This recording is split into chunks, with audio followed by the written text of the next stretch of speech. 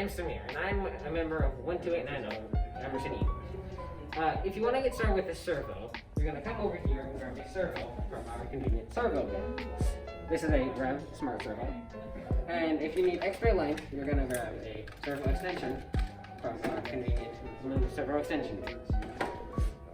Then you're going to come over to your robot, and you're going to take your negative wire, which can be identified as black, and your negative on here, which corresponds to this one because it's on the edge.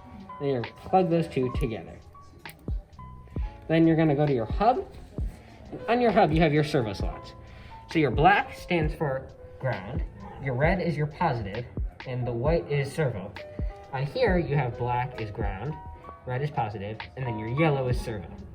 You're going to plug that in like that. And then you have a wired servo. Get organized, kids.